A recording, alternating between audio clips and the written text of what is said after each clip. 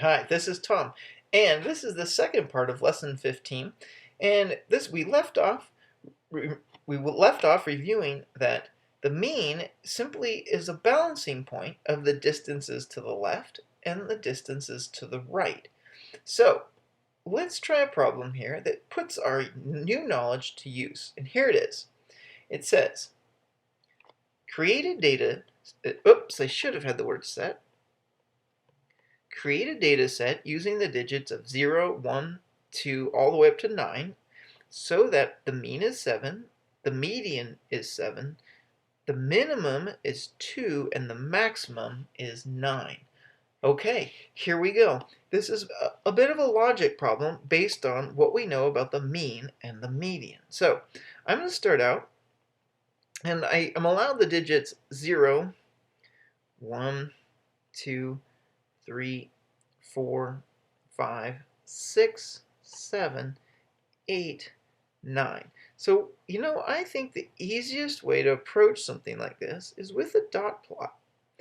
And so let's label these. 1, 2, 3, 4, 5, 6, 7, 8, and finally 9. Now, when we do this, notice this. Let's get the easier parts down. Let's get those first. So, let's see how purple looks. Oh, I like that. That's pretty. Okay. Notice this. It says the minimum. We're going to start right here.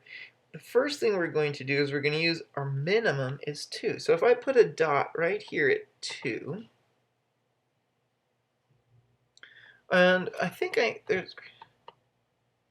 and I think I forgot one little piece to my problem, and oops, create a data set, here we go, of 7 values. Okay, there we go, 7 values. Now, notice this, because the minimum is 2, I won't even be using 0 or 1, so these will not be used. We're capped, our lowest cap is 2. Okay, so now we've used our first piece, the minimum is 2.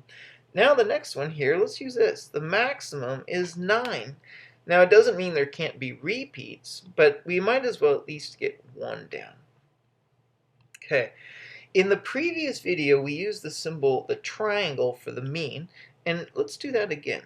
It says the mean is 7, so I'm going to put a triangle here at 7 so that that's where my data has to balance. The median is 7. We're going to use, for this, I'm going to represent the median with this upside down T, kind of like a tack. So we're going to put this tack symbol beneath the mean as well, because in this problem both our mean and our median have to be 7. So let me see. Let's just keep track. Notice this. If I was to think of this like this, at this point I have 1, 2, 3, 4. I have -5, so I have 5 units left of the mean. And if I come over here, I only have 1, 2. I have 2 units to the right of the mean. So the very first thing that I have to do is somehow I need to get where I have these two numbers are the same. And it looks like the easiest thing to do is add a few values to the right of my mean. So let's just pick a couple. I'll pick, and we'll do this, we'll just progress here. So I'm going to put 1 here. That would give me +1. And I could put 1 at the 9. That would be +2.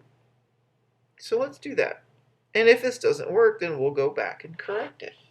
Okay, now my mean is balanced, but let's check the median, because notice that if I had these 4 data values, right now my median would be between the 8 and the 9. So that's not going to work. So notice this.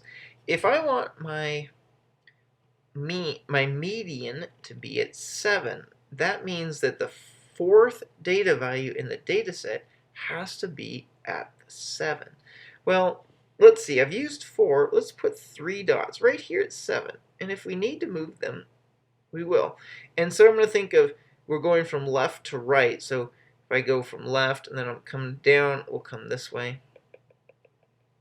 onto my dots. And so for my order here, I'll be coming, we'll go this way and then down, and then we'll come back up. So let's count. So now, where would my median be? So if I count from my 2, that's the first value.